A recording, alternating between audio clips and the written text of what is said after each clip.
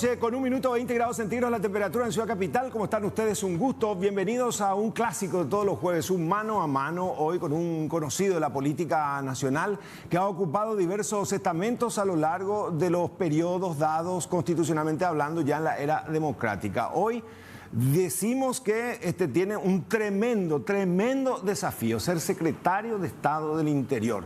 Doctor Enrique Ríos Escudero, bienvenido. ¿Cómo le va? Muchas gracias, mi querido amigo. Sí, señor. De tantos años, un gusto. Muchas gracias por la invitación, Roberto, y también a la audiencia. Analizó largo, tendido con la familia. Supongo que no fue fácil dar paso, doctor. No fue fácil, Roberto, y sí, lo analicé y obviamente tuve algunas oscilaciones. En mi idea original no estaba esta, ¿verdad? Yo estoy, y debo decirlo, esperando el primer nieto. En camino ahora. En camino. ¿Cuántos años de vida tiene, doctor? Yo tengo 64. 64.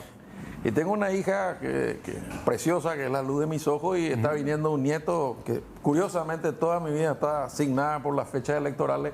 Tendría que nacer antes del 15 de agosto, ¿verdad? Ah, ya, o sea que en esos días. Claro, y también estaba con algunos planes personales, ya ir bajando un poco los decibeles. Los decibeles, y decía, bueno, estos últimos 4 años ya son 40 años de lucha, voy a dedicarlos haciéndolo políticamente necesario y correcto para apoyarlo al presidente, porque es un hombre joven, 20 años menos que yo.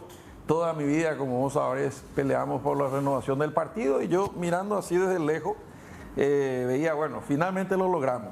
Un presidente de 44 años, gobernadores menos de 40, esa es la generación que va a empujar, y nosotros vamos a hacer lo nuestro ya con la piel más curtida, con los años encima, con la experiencia acumulada. Vamos a apoyarlo y vamos a tratar de ayudarle a cometer la menor cantidad de errores posible. ¿Cuántos son los cargos, haciendo un reprise de su carrera? ¿Qué ocupó? Si contamos todos con son 15. 15 cargos. En los 3 poderes del Estado, más el poder municipal. Ajá. O sea, estuve en el Ejecutivo, en el Legislativo y en el Judicial. ¿En el Judicial qué hacía?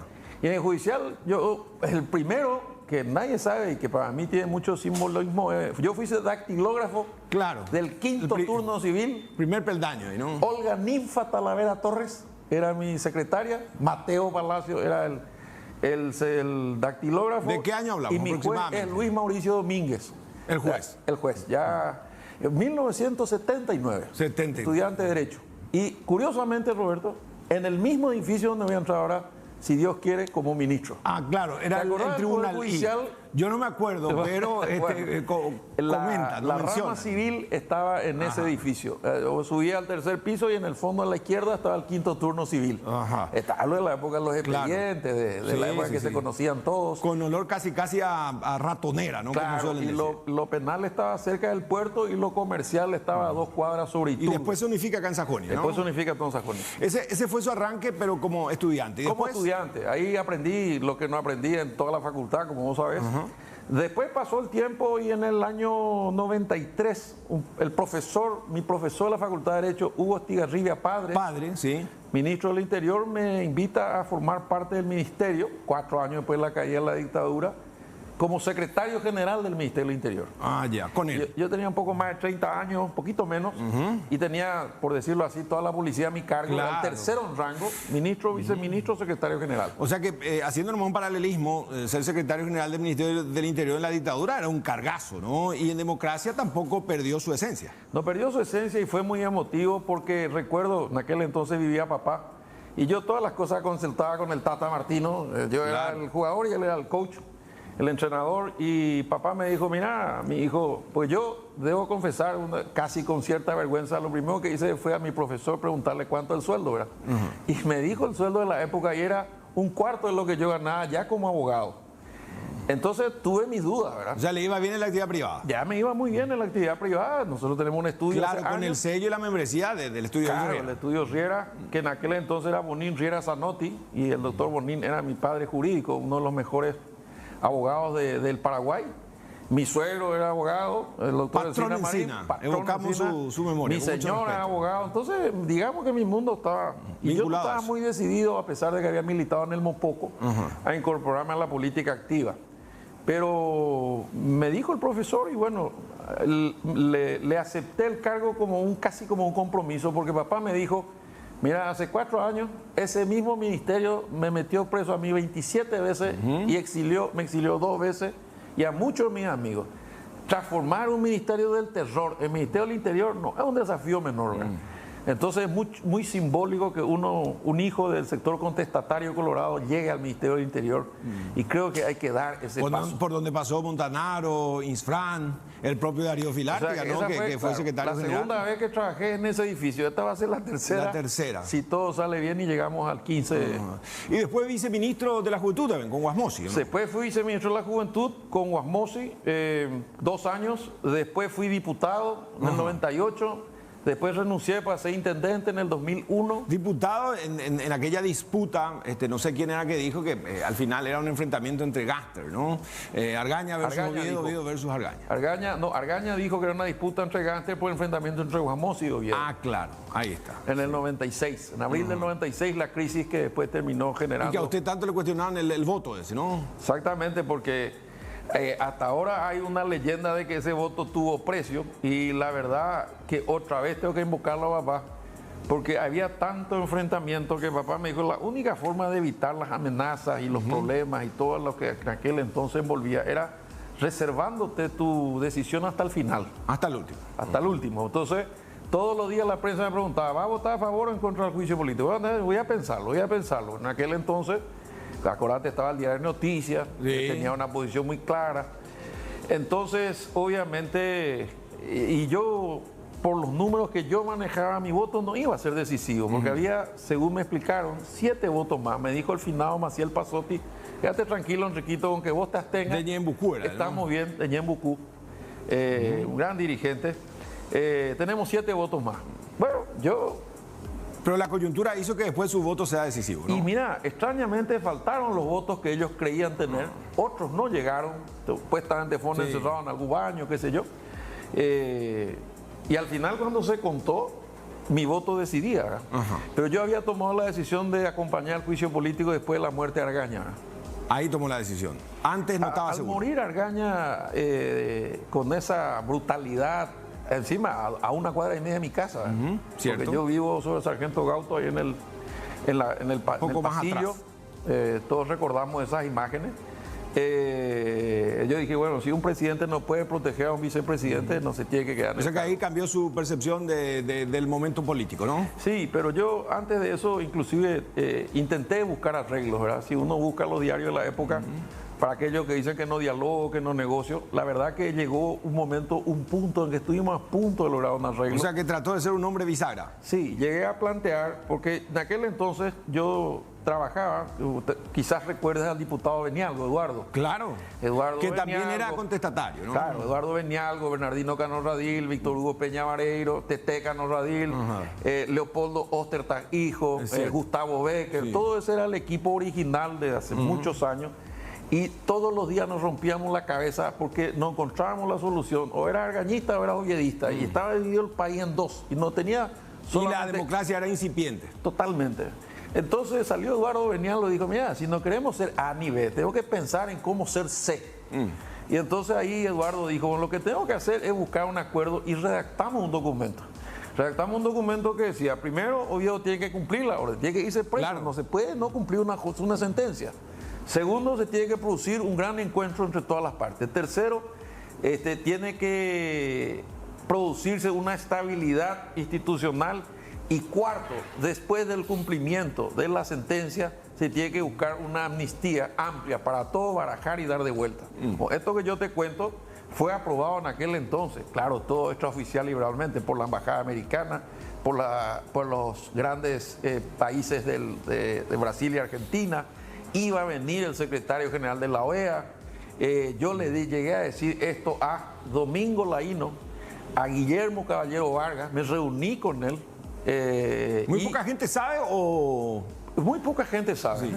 Pero era como un atajo ante la oposición tan férrea y finalmente se encontraba un punto de equilibrio. Y yo lo dije esto públicamente en el atrio, en el viejo Congreso, que era lo que hoy es las oficinas de las comisiones. ¿Te acuerdas que ahí chiquitito era? Es cierto. Bueno, y ahí se ponían sillas, ¿no? Era lo primitivo que era, y ahí armábamos el Congreso bicameral, digamos. Y en ese Congreso yo pedí la palabra y dije, bueno, yo estoy harto de esto y esto, ¿por qué no hacemos esto? Y al día siguiente se publicó, hay una luz al final del túnel, me empezaron a llamar y me llamó tú y Benítez Florentín, ¿verdad? Que era mi profesor de la facultad, y me dijo, literalmente, esto puede sonar fantasioso, es bueno a veces contarlo. El último día de la semana que hablar contigo, domingo, ¿verdad? Domingo latino, éramos tan fantasiosos, claro. Estábamos todos controlados, sí, no había celulares. Supuestamente. Sí. Y después Gustavo Becker armó una reunión con Guillermo Caballero Vargas y los dos líderes de la oposición estaban de acuerdo con tal de que se distienda la cuestión. Y entonces teníamos que hacer llegar el mensaje a Cuba. Entonces yo no tenía otra forma de hacerlo. Y ese testigo sí vivía, ¿verdad? Gustavo Leite, era secretario técnico de planificación. Sí. Y él es amigo mío porque jugamos juntos rugby. Yo era capitán, él era apertura. Entonces me voy al edificio AIFRA. Sí, y le cuento a Gustavo esto. Y le digo, anda a decirle a tu tío, porque él era el sobrino de Raúl Cuba, anda a decirle a tu tío que esta es una solución. Pero hay solamente un problema, le dije. Todos los que están en esto quieren que Oviedo se tranquilice, que no sea candidato a la Junta de Gobierno, que se quede con perfil bajo un tiempo. Total, finalmente Cuba es un nombre suyo. Y por lo menos, como dijo Mateo Valmeli en su momento, un tucane tenía que entrar al cauce de las camelitas descalzas por lo menos para cumplir la resolución de la Corte. Tenía que cumplir, aunque lo haga en la caballería, aunque juegue fútbol todos los días, tenía que cumplir la orden de la Corte Suprema de Justicia. Bueno, y entonces Gustavo me dijo, espérame acá. Y miraba por la ventana. Claro, se fue caminando. Claro, ahí a una cuadra quedaba. Dio la vuelta y volvió a la media hora y me dijo, no hay caso, ¿verdad? ¿Y cómo que no hay caso? Le dije yo, y le conté al presidente, el presidente consultó con el general, que el general le dijo, bajo ninguna condición, esa corte es guasmosista, yo no me voy a someter, nadie me va a decir lo que tengo que hacer. Bueno, vos conocés el carácter de Oviedo. Echada estaba la suerte. Y estaba echada la suerte, no hubo retroceso. Entonces yo me acuerdo que agarré el papel y le dije a Gustavo, buena suerte, hermano. Yo me abro de este asunto, que sea lo que Dios quiera. Si no hay voluntad, vamos a terminar mal. Bueno, después todo el mundo sabe lo que pasó. Juicio político, marzo paraguayo, muertes en las plazas, el exilio de Oviedo. Y yo creo que es un dolor que nos acompaña hasta hoy, porque esto arrancó con la manipulación de los resultados de las elecciones de Argaña y terminó con ese escándalo. Es cierto. Sí. Después, doctor, rápidamente, pasó también por la Intendencia, Consejo de la Magistratura, Ministerio de Educación. Sí, jurado de enjuiciamiento. Jurado de enjuiciamiento. Senado. Reelección del Senado y ahora... Claro, y ahora va a ser ministro del Interior. Digo, ¿por qué? Porque muchos como que se preguntan, ¿uno estudia para ser ministro? No, lo que uno hace es aplicar la experiencia. Hay muchas cosas que son conocimientos teóricos. Por ejemplo, yo te puedo decir, sin temor a equivocarme, que la razón del Estado es la seguridad. Sí. O sea, cuando a alguien se le ocurrió hacer un Estado, ¿por qué lo hizo? Para brindarle seguridad a sus ciudadanos y arreglar reglas básicas de convivencia. Entonces, un Estado que no te da seguridad no sirve. No, eso sin duda. En teoría suena muy bien. Claro. Y va a tener tiempo de teorizar hasta el 15. Hasta el 15. Pero después todo ya va a ser para ayer. En esta transición, ¿qué es lo que se va a evaluar? Más allá de la logística, si se tiene el presupuesto, ¿cuál va a ser la impronta, doctor Riera? Bueno, hay dos cosas que son compromisos que el presidente hizo como compromiso electoral. Para que la promesa no caiga en el vacío. Una de ellas tiene que ver con fortalecer los linces. Que fue un proyecto original de la época del gobierno del presidente Cartes, que tiene su origen en un modelo panameño y que generó unos resultados extraordinarios, y que después el gobierno que le sucedió, o sea, el actual, debilitó el proyecto porque era cartista, ¿verdad? Claro, o sea, así como que salió muy bien y vamos a tratar de desdibujar. Desde lo más básico, como cambiar las marcas de las motocicletas, dándole algo de inferior calidad a otras cosas. Era que pelearon por el portanombres. Y el segundo tema, no menor, tiene que ver con el tema del Chespi. Le hace drogas. Sí, ¿verdad? drogas. Bueno, la policía sostiene, y con números que voy a confirmar, que tenemos más de 90.000 jóvenes, 75% jóvenes, en manos de las drogas. Bueno, y esos jóvenes ya adictos vuelven a delinquir para seguir consumiendo. El enfoque que el presidente le quiere dar, y que me lo transmitió y yo lo confirmé ya con charlas extraoficiales, es que las fuerzas de seguridad, léase Ministerio del Interior, Senat, Servicio Nacional de Inteligencia, la propia Fuerza Armada en algunos extremos, tiene que controlar castigar y perseguir a los traficantes de la muerte, a los que producen la droga, a los que importan, a los que distribuyen, a los que envenenan a nuestros jóvenes. Pero los jóvenes que son adictos no son delincuentes, son víctimas del sistema. Un problema de salud pública. Cierto. Entonces, ya estas conversaciones están sobre el tapete extraoficialmente, pero puedo decirlo porque para mí es un hombre admirable, el doctor Manuel Fresco, director nacional de adicciones, coincide con esta idea, intercambiamos las opiniones y él me dijo, mira, en la ley de salud mental, que vos sos uno de los proponentes, exige, que ahora está para promulgarse en el Ejecutivo, no evita, exige que todos los centros de salud, desde las unidades básicas de salud, las USF famosas, hasta los de alta complejidad, tienen que tener por lo menos uno, o un psiquiatra, o un psicólogo, o un especialista en adicciones. La idea no es meter presos los 90.000, porque van a salir peor de la cárcel, sino tratarlos como adictos, como un problema de salud y recuperarlos para la sociedad. Y él me ratifica, médicamente hablando, clínicamente hablando, que los tratamientos son ambulatorios en su gran mayoría. No es necesario tener lugares de internación como yo podría haber creído, o vos, o la gente quizás, porque la internación son casos extremos para la desintoxicación o son casos extremos para las recaídas frecuentes, pero los tratamientos ambulatorios, dice él, y yo le creo, generan muy buen resultado. Pero eso exige una inversión en recursos humanos, no solamente en la CENAL, que tiene agentes especiales para reprimir, perseguir y capturar, sino en la atención médica de estas personas para evitar que caigan en el delito, en la droga de vuelta y continúe la violencia, robando celulares, robando despensas, porque la gente no entiende de dónde sale tanta gente. Claro. Y por qué los robos son de tan poca Lo que nosotros monta. decimos siempre, en nuestro informativo, la columna vertebral de los materiales que manejamos en el ámbito policial son justamente los chespiceros, los asaltos, violencia extrema, asesinatos, pero vino un día una invitada, que es justamente del Centro de Adicción, y decía, este es un problema de salud pública, Así tiene que es. ir de la mano con políticas que permitan combatir frontalmente, porque al final ellos son víctimas de un sistema. Esa es la nueva visión, Roberto, y son 3 acciones simultáneas de 3 áreas que no dependen directamente de mí, pero que vamos a tener que coordinar. La que tiene que ver con el combate a la producción y tráfico, que va a ser política dura de represión y con la ley en la mano, ¿verdad?, a los que trafican drogas. Después tenés toda la parte de salud pública que acabas de explicar muy bien, y hay un tercer sector que no produce ni consumió todavía, que es el sector que tiene que ver con la educación pública y privada, donde sí hay que a los chicos, a medida que van entendiendo, enseñarles qué es el crack, qué es la marihuana, cuáles efectos produce, para que los chicos Trabajar con la prevención. Claro, trabajar en la prevención, pero no usar ni agentes especiales, ni tampoco médicos especializados en la prevención lo puede hacer. Ahora, qué tremendo desafío, doctor, porque las familias que tienen adictos dentro de su núcleo dicen que eso involucra a papá, a mamá, a la comunidad educativa, y uno trata de hacer una proyección moto, patas y nada soporte, esos que son de Cambala, que son de esos barrios más periféricos. Y ahí es donde ustedes nos van a dar una gran mano. Ustedes digo como medio de comunicación, como prensa, ¿verdad? Porque quizás un déficit del Estado, del gobierno o del Ministerio del Interior es no comunicar estas cosas. Yo, por ejemplo, tengo un amigo, el embajador paraguayo, voy a decirlo con todas las letras, el embajador paraguayo en Chile, que es amigo mío, Antonio Rivas, me mandó ayer un flyer del resultado de los carabineros de Chile en una semana.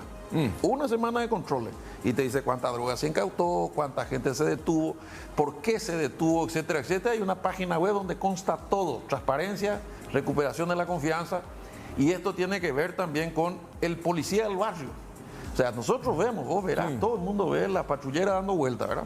De repente no le paran en una esquina porque no le alcanza el combustible y mandan mensajes porque se aburren. Claro. Ahora, ¿qué pasaría si aparte de hacer ese control, que tienen que hacerlo, y más todavía en el interior donde las distancias son grandes, si la patrullera estaciona y caminan 2 cuadras, no digo más, 4 cuadras, 6, y saludan a la gente, tocan el timbre? Yo soy Roberto Pérez, el policía de su barrio. Que sea el uniformado más amigo, Claro, que se involucre, que se empodere de la cualquier zona. cosa necesite, este es el teléfono en la comisaría 19, que es la de mi barrio.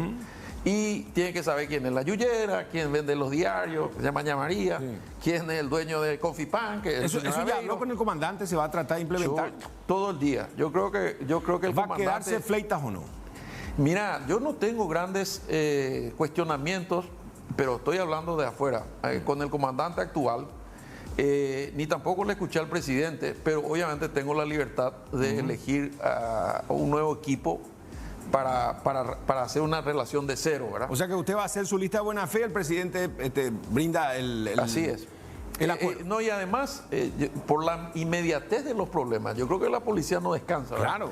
Entonces, no tiene mucha lógica que vos asuma el 15 y el 16 sin prácticamente hablar con ellos, sin que explique cuáles fueron los problemas que tuvo, qué dificultades hay. O sea, se supone que el concepto de transición pasa por ahí. O sea, que ahora ustedes ya van a estar evaluando. Y acá nos dijo la ministra Lea que la idea del presidente entrante es que el ministro, por asumir el 15, ya encabece ese equipo de transición. O sea, que usted en algún momento ya tiene que hacer oficina con el doctor González en el Ministerio del Interior. Para darte un ejemplo, yo estuve hoy, pues tuve sesión mensajeando con el ministro del Interior, Federico González, a quien conozco y creo que es una buena persona, lo conozco de su época de relaciones exteriores, y le dije que la semana que viene, si su agenda le permitía, que llegue a visitarlo para que me empiece a contar cómo está caminando, qué problemas tiene, si es que el presupuesto le alcanza, no le alcanza, y todo lo que me pueda ayudar a hacer un buen trabajo.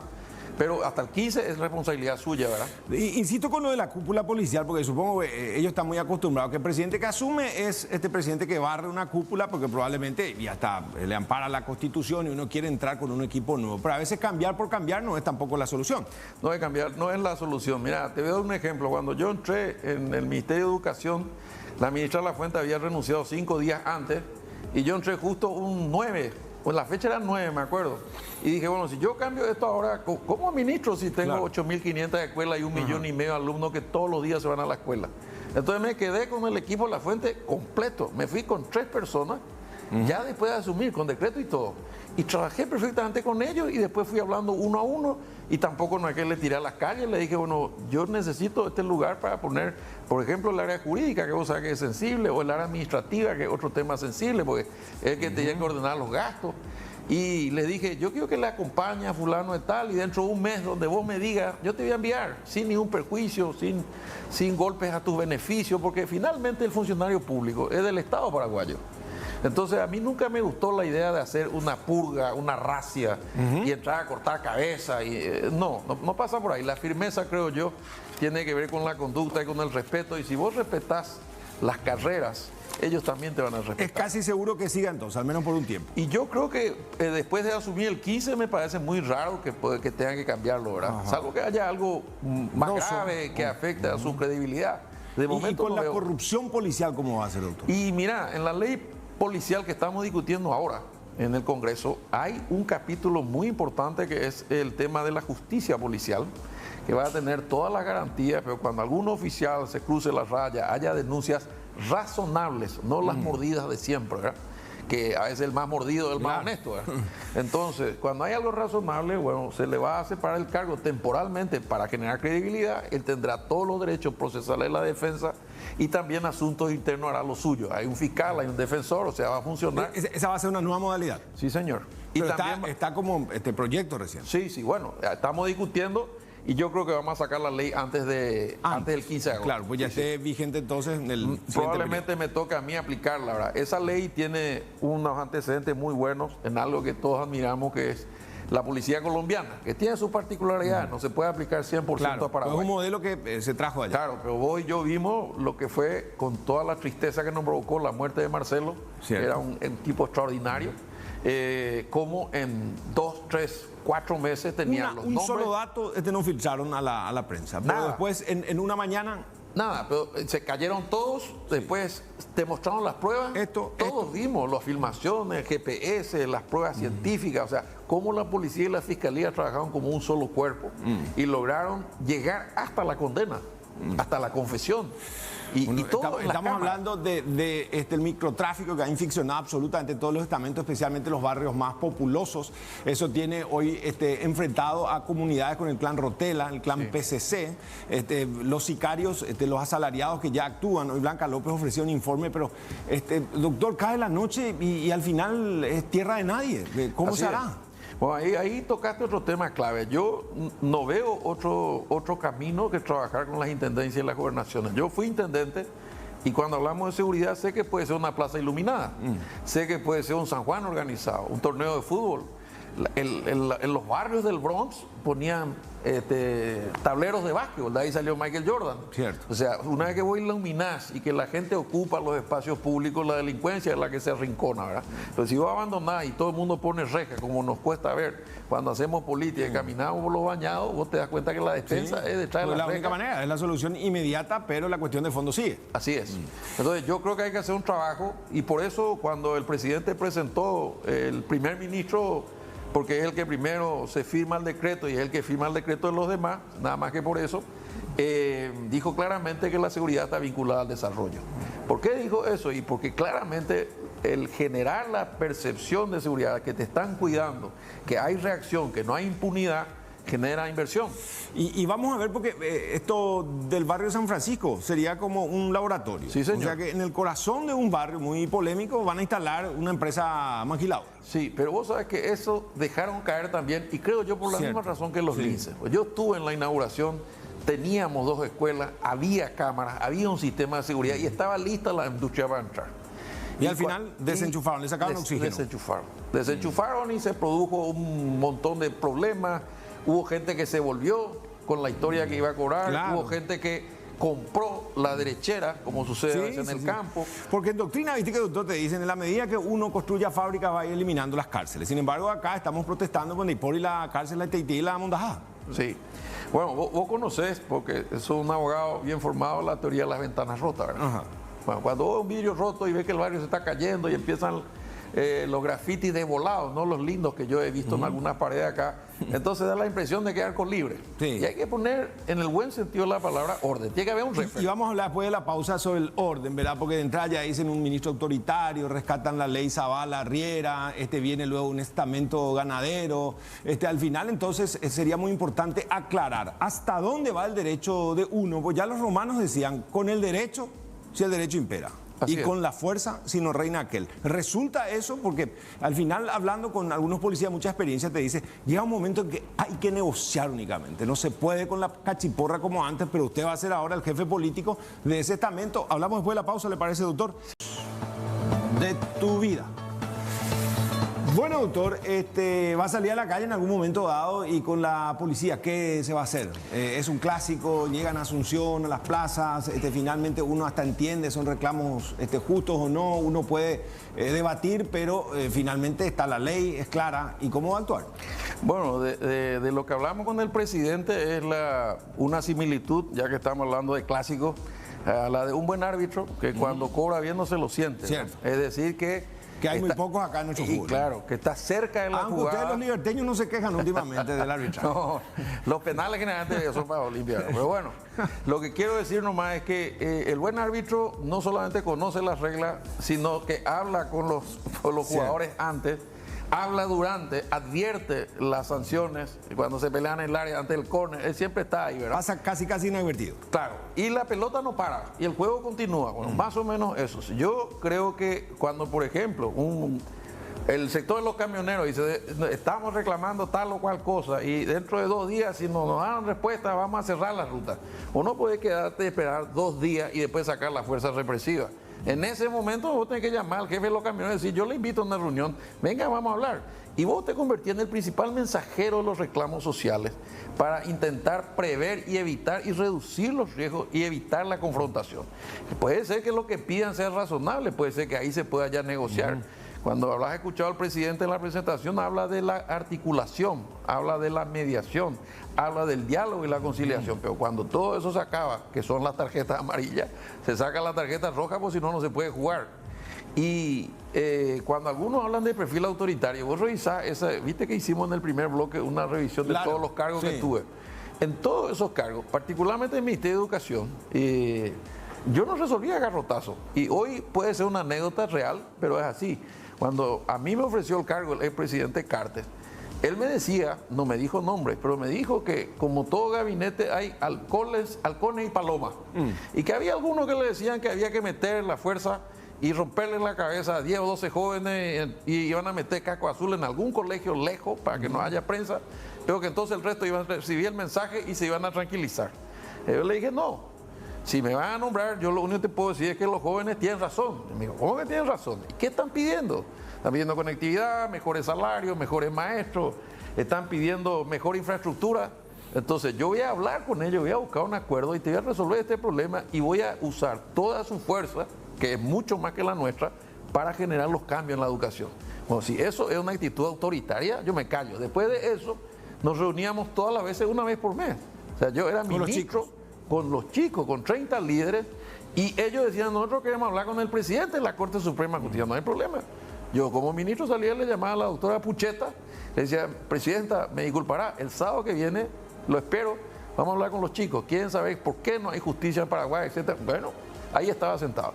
Con el Procurador General de la República, ahí estaba sentado. O sea, ¿cuál es la razón por la cual explotan las tensiones sociales? Porque no hay respuesta, porque ni siquiera se les escucha. Entonces, la excusa es, nosotros vamos a cerrar la ruta porque es la única forma que nos escuchan. Pregunta, ¿y si le escuchás antes?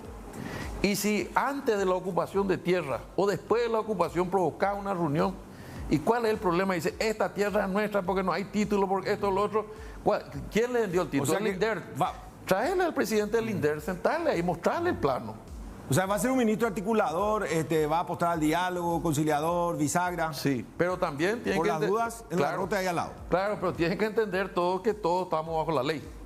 O sea, ¿por qué? Porque esto, Roberto, es el típico caso de una colisión de derechos del mismo rango. O sea, yo reconozco, y lo digo públicamente, esto está grabado, que todos los sectores sociales excluidos de esta democracia imperfecta que tenemos tienen derecho a la reunión, al reclamo, a la protesta, a la manifestación, porque está en la Constitución. Bueno, pero nosotros, que no estamos protestando, tenemos derecho a la vida, al trabajo, al libre tránsito.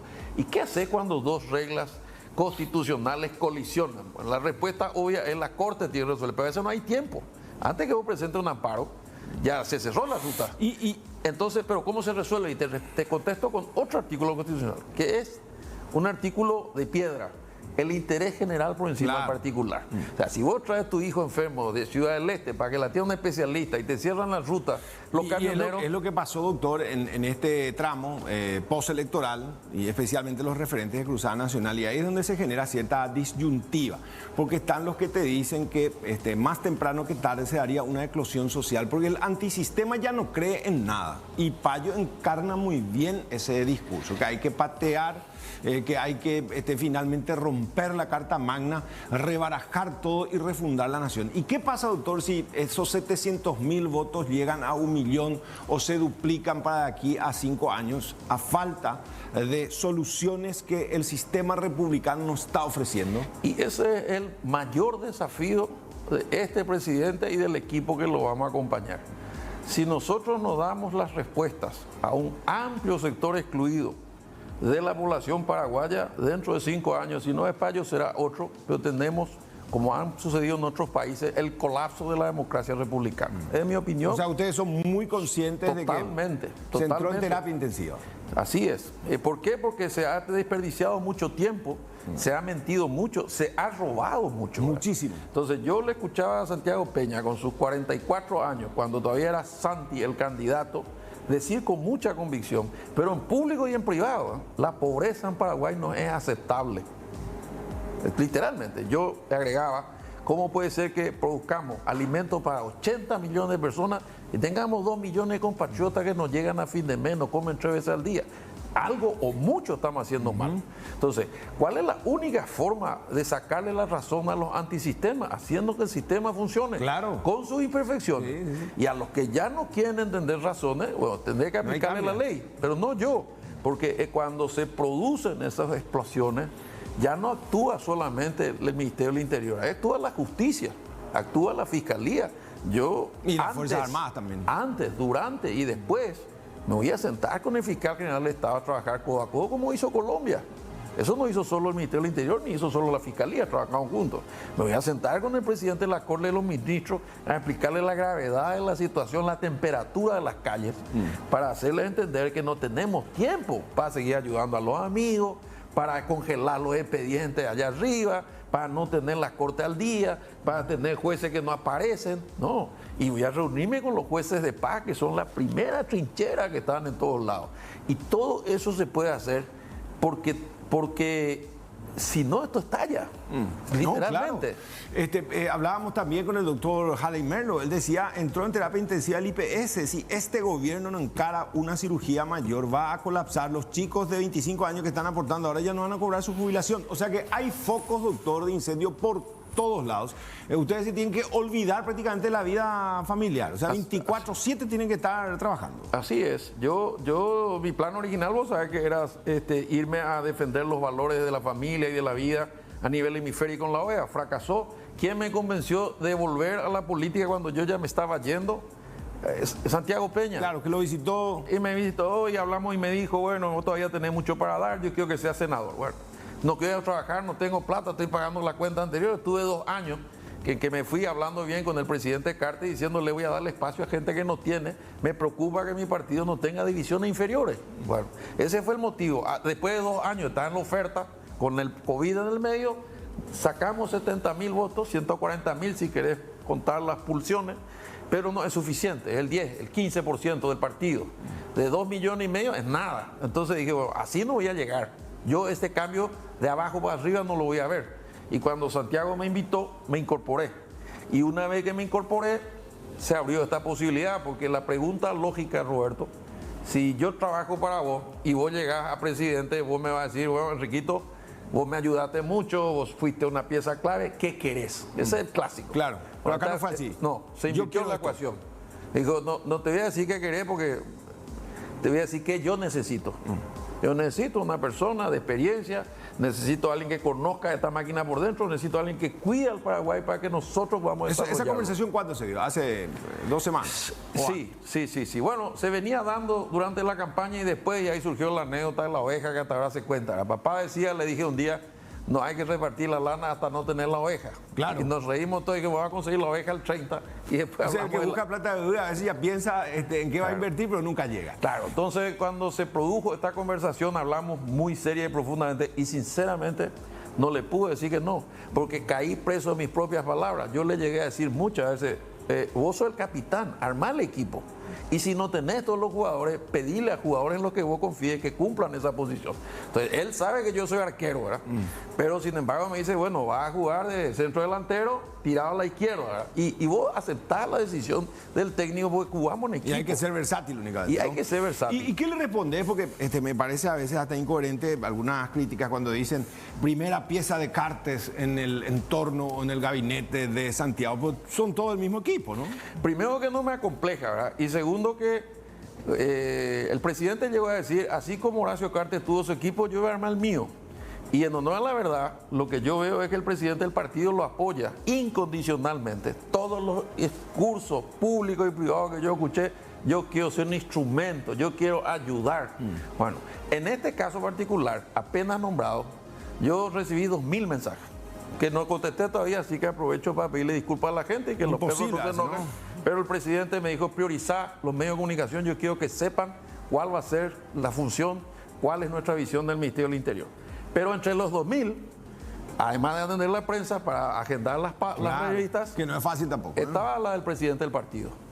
Horacio también escribió. Horacio me escribió diciéndome una vez más, tenés todo mi respaldo, excelente elección, fuerza y adelante, gracias presidente. O sea, yo ni tuve oportunidad de hablar con él todavía desde mi designación y probablemente lo busque, porque fue presidente, tiene mucho que enseñar, ¿verdad? Más allá de afectos o desafectos, como voy a hablar con los que fueron ministros del Interior. El doctor Nelson Mora, claro, que es mi amigo, fue ministro. ¿Por qué no voy a hablar con él? Los viceministros que estuvieron, el que está ahora, los que fueron comandantes de policía, con todos voy a hablar, porque hay mucho que hacer. ¿Ya tienen en mente una nómina de colaboradores entre ellos los 2 viceministros? O 3 creo que son. ¿Cuántos son ahí? Sí, pero quedamos en decidirlo juntos, porque estamos de acuerdo en el perfil y estamos buscando quien calce, ¿verdad? Porque este es un criterio novedoso que tiene el presidente. Él tiene clara la idea del objetivo político. Claro, Después, y ahí hay que subsumir el sí, perfil. y después consigue los recursos y la persona capaz de cumplirlo, ¿verdad? Como si yo te dije, hay que tomar esa colina. Claro, y entonces o sea que estrategia militar es eso.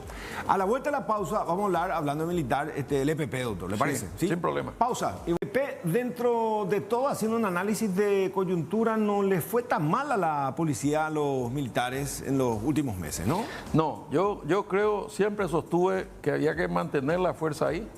Fue una iniciativa del gobierno anterior, fue lo poco que este gobierno mantuvo.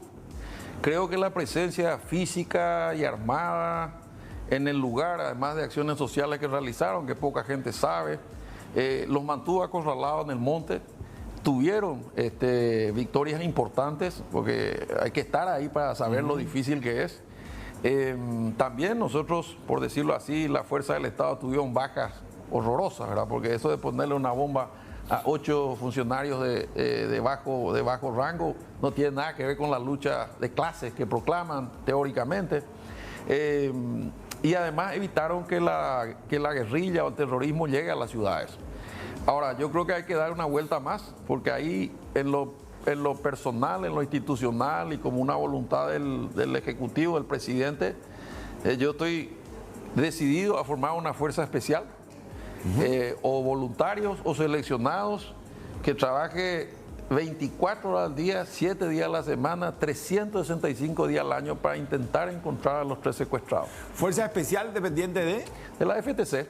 De la FTC. O directamente del ministro. Veré cuál es la mejor manera, darle todos los recursos, toda la tecnología, todos los medios, y que 24 horas estén detrás de ellos, que arranquen de cero, que revisen la investigación, algún cabo suelto, algún documento. Y eso no va a generar una suerte de urticaria. No, porque van a tener un objetivo claro. Ese va a ser su único objetivo. Y ¿qué es lo que yo quiero realmente, Roberto? Yo creo, yo lo conocí personalmente a Oscar Denis, yo creo que vos también, ¿verdad? Claro. Es un Caraiguazú, es un gran señor. Y cada vez que salen los familiares a hacer una conferencia de prensa, inclusive el caso de Delio y Urbieta, a mí me duele porque termina de siempre igual, ¿verdad? El Estado nos abandonó, el gobierno nos abandonó. Yo pregunto, ¿cómo unas fuerzas de seguridad pueden dormir tranquilos sabiendo que hay 3 paraguayos que nunca se les recuperó? Y quizás esté afectado porque tengo amigos, yo soy amigo de los Goiburú, y su viejo Agustín hasta hoy no encontraron, ¿verdad? Y eso es mucho más triste aún. Es tristísimo, no tienen donde ponerle una vela. Bueno, él no puede haber tragado la tierra, en algún lado tienen que estar, ¿verdad? O vivos o muertos, literalmente, aunque suene crudo, o agarrar a los responsables. Alguien tiene que saber, no podemos descansar hasta tener una respuesta seria para esta gente. No puede el Paraguay descansar, porque debe ser muy duro, digo yo, ver que la vida continúa, ¿verdad? Y mi papá, ¿dónde está? Y mi hijo, ¿dónde está? ¿Verdad? Y a veces entraron al bosque solas. Y este tipo de cosas no pueden pasar. Entonces, o hay que lograrlo o morir en el intento. Y eso, lo de las fuerzas especiales, eso al arranque de su gestión ya va a tratar de instalar. ¿Y cuántos hombres serían? No sé, yo voy a hablar con los que saben. Yo tengo la voluntad política y el objetivo claro. Pero dependiente de la FTC. En principio dependiente de la FTC, que está en el lugar y que tiene mucho aprendido. Por eso yo creo que fueron aumentando en eficiencia. Claro. Esto pues no está escrito en los libros. No. Esto es día a día, es mapeo, es cuadrante. Si se tienen que incorporar drones, visiones nocturnas, lo que sea, ¿verdad? Yo desconozco todos esos equipos, tengo que ir a hablar ¿Y por qué no le dota de mayor efectividad y logística a la policía, no a la FTC como tal? Y hay creo yo, una lucha de intereses. Algunos son vanidosos, otros son egoístas y otros consideran que es caro, ¿verdad? Porque ganan mejor, porque tienen Pero con este tercer frente va a generar más división aún. No, esto no es un tercer frente, este es un equipo especial, un equipo comando, llamarle como quiera, pero un grupo que única y exclusivamente se va a dedicar a esto, que va a ser obviamente con gente especializada en investigación, especializada en rastreo, sobrevivencia en bosque, lo que o sea, sería una FTC paralela.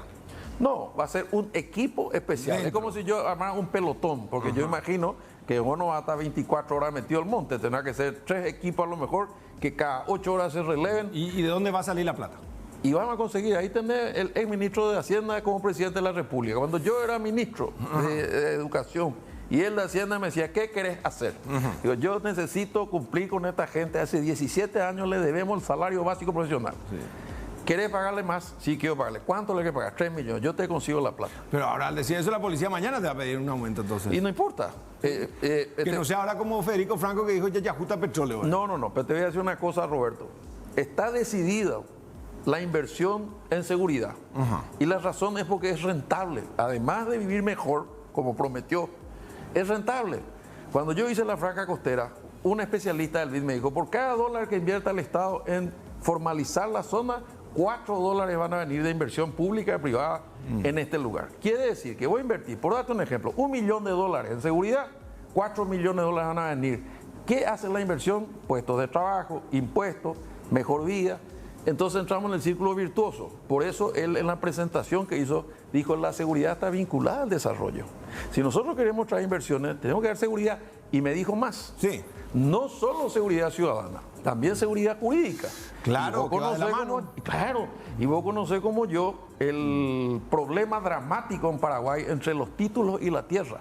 O sea, alguien tiene que animarse a agarrarle la cola al gato, sí, que es de una vez por todas definir la propiedad y la tenencia de la tierra en Paraguay.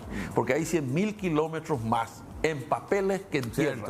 Vos pones todos los títulos o el mapa, sobran 100.000 kilómetros. Y es fuente de despelote. ¿Por qué los perros te ocupan no solamente las 10.000 hectáreas de un ganadero?